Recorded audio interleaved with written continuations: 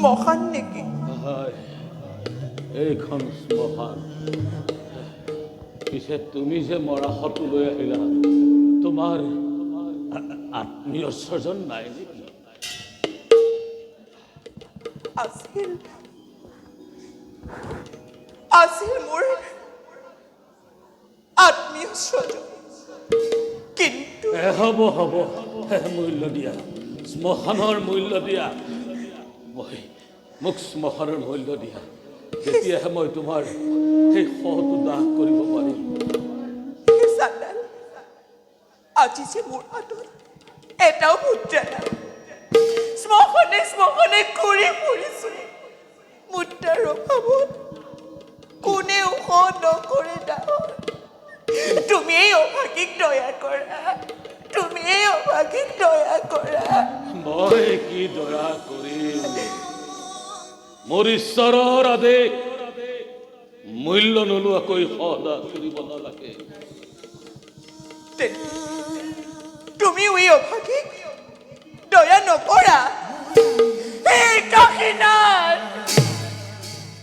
আজি তোমাৰ এই পুণ্যৰ কামত মুদ্ৰাৰ অভাৱত নিজ পুত্ৰক গংগাৰ জলত কি বিসৰ্জন।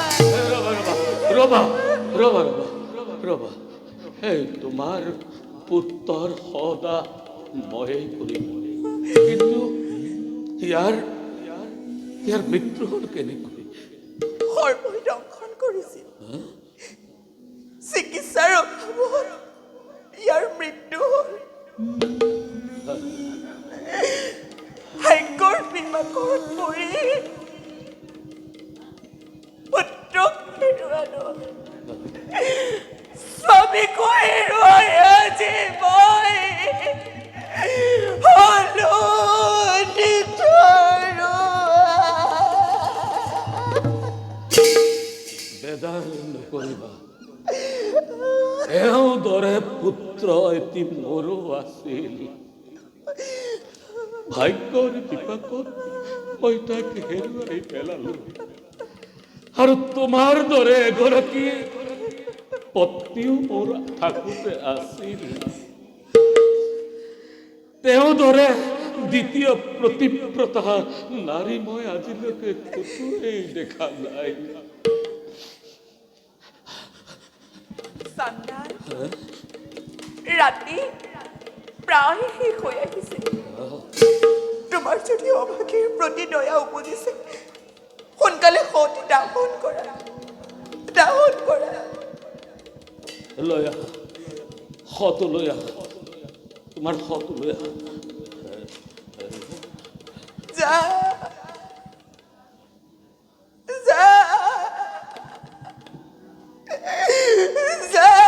বাছা,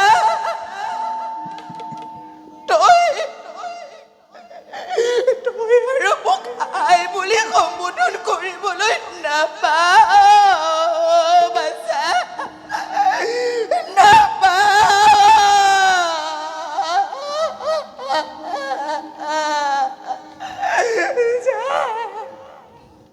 যা মোৰ সোণ, শেষবাৰৰ বাবে মই তোক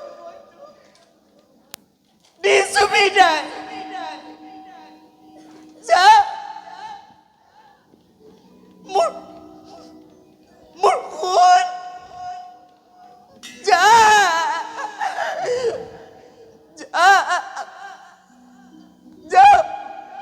বাছা,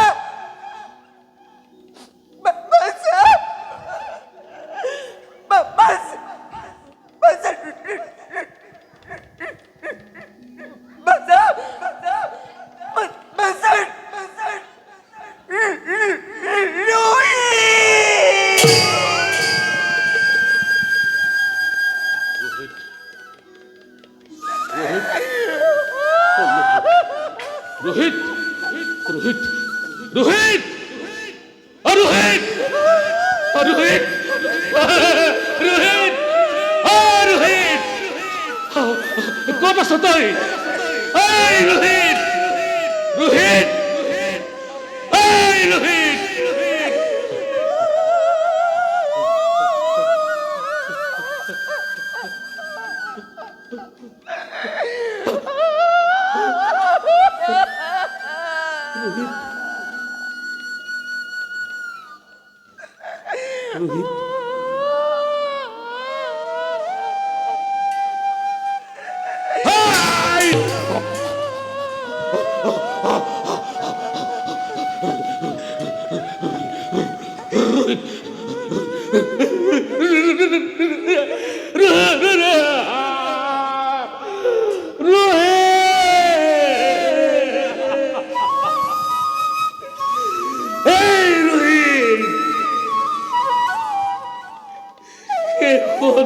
তই অবগয়াই কৰিলি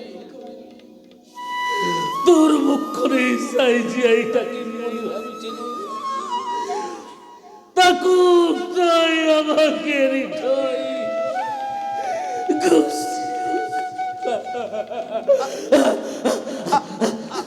আপুনি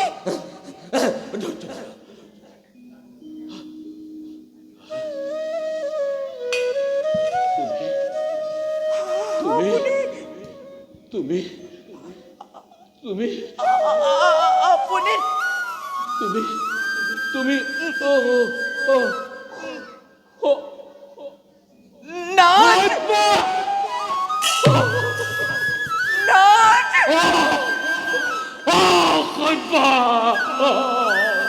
নাট মই এই দুর্ভগিয়া রজা হরিশ্চন্দ্র